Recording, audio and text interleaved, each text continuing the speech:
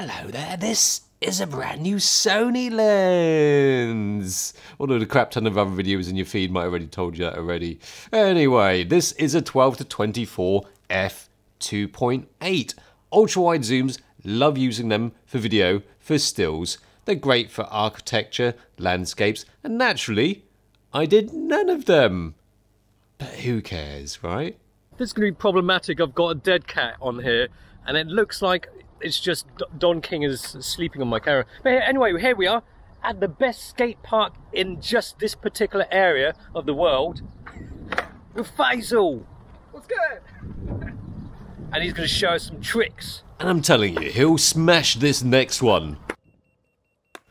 Well, maybe that's not what I had in mind. Oh yeah, at Bedfont Skate Park. Faisal's got his board right here. We're getting some board action. Got this 12-24 2.8. It's massive. Look at that big bulbous front end. See the size of that compared to my face. I think this is actually the biggest XA element in the world. What was that beeping for? Pages have come back in fashion. Anyway, okay, let's take some more shots. Sizable, it is. I mean, it's probably got its own gravitational pull. In terms of coating, you definitely get your money's worth. I mean, there's lots of it. You get your Nano AR coating and your Fluorine coating just slathered there on the front XA element. Probably not slathered on because apparently it's actually quite hard to put that coating on such a big curved front element. Too big and fat to hold a filter on its front, so it takes it in the other side. You also note rubber weather sealing for dust and water resistance, but yeah, that coating is hard to do on this. Because that coating's all nanified, the hands are just too nanified to grip onto that front curvy edge. But yeah, anyway, that coating of course should be good for flaring, for ghosting. And although that day the sun was playing hide and seek, when it did pop out its head, it didn't piss on the party when it came to flaring and ghosting. But I tell you what, with a huge sticky outy front element like that, that's going to be hard to keep clean all the time and scratch free probably. Yet I find myself holding said lens right close to the pavement while riding an electric board. Now with 12mm I need to be so close to the action. Watching the face action there. It's hard just getting the freaking Osmo action out of frame. It's a fairly squat lens. I mean, it doesn't stick out any further than a standard 24-70 2.8, and this is also 2.8, and there are no other ultra-wide zooms out there with a 2.8, so this is already a feat in itself. For sure, you can definitely mount this onto a gimbal without any issues. Yet, I find myself holding the camera and lens one-handed while riding an electric board. It's because I can, and it's not just because I'm being smug about it, but this lens, it's a nice weight. It's not too heavy, not too chunky, and I'm not sure how they do it because other ultra-wide zooms, which are f4, are much chunkier, much heavier than this.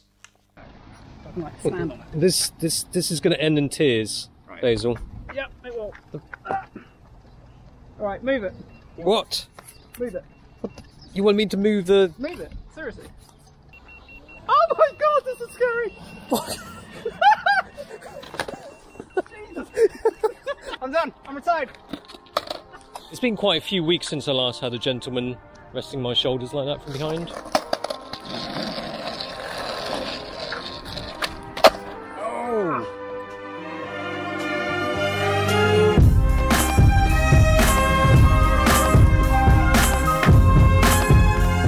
There's not just the one XA element on the front, but a total 3 XA elements, 1 Aspherical, 2 Super ED, 3 ED, 4 XD linear motors, 2 for each focusing groups. Yeah, that's nice, but that's just a load of alphabet seemingly paired up randomly like your kid might do with alphabet soup.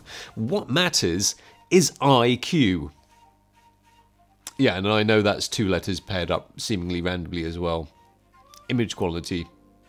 It's actually a pain in the ass trying to carry 3 cameras at once. Okay, go, before I drop something.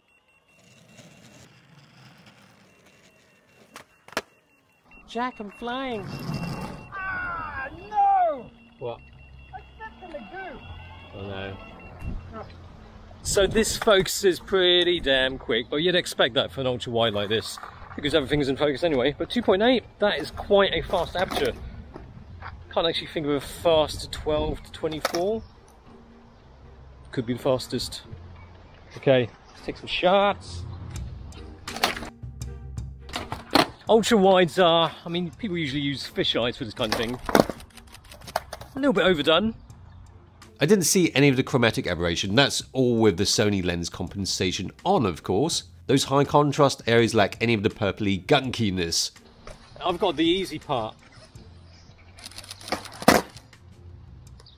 Yes! Oh my god. And images look bang on. Yes, it looks sharp. I mean, they've chucked a load of aspherical elements in this lens. There's a lot going on inside there. Asphericals, extreme asphericals, magic pixie dust, unicorn tears, what else? The list goes on really, but you know, what matters really to me is how it performs at its widest end at 12mm, because that is tough to do.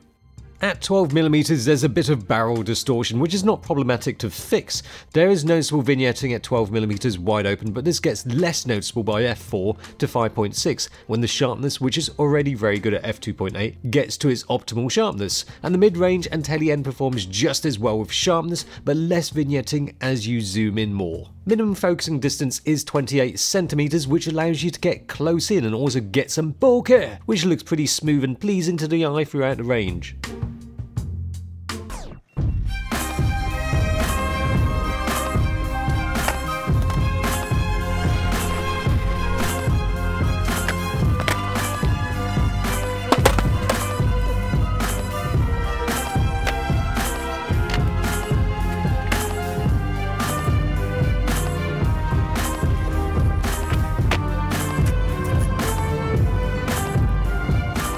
It's been mentioned that it doesn't exhibit much focus shift when you're zooming through the range. I mean, that's mainly for video geeks. Partifocal.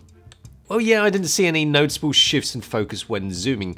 But the thing is, the depth of field is so huge at ultra-wide end, it makes it so hard to tell if anything has shifted because everything is in focus. But there you go, anyway. Focus breathing you do get. It's a pretty much standard thing, though. Generally, it's a great lens to use for video. There's no steady shot in the lens, but it's less noticeable on an ultra-wide anyway. Or you could always add a bit of stabilisation in post because of the extra room you'll get with 12mm. You could say it's a suitable lens for vlogging, yes, but god, everything seems to be about vlogging these days. So I'm not going to keep mentioning the V word because you're probably going to get sick of it. It's always nice to see an addition to a lens lineup, and this makes it a total of 37 full-frame lenses for Sony now, and what a lens to add to it. One of my favourite kinds of lenses, an ultra-wide zoom, and this is fast becoming one of my favourite lenses ever because it's f2.8. It has that faster maximum aperture without sacrificing on the size and the weight. It packs a punch with performance and sweetens things up with that sugary-sweet image quality. Although these are going to be tough, somewhat uncertain sphincter tightening times, it's going to be tough to resist this one. Maybe I can just lick that front element before giving that back.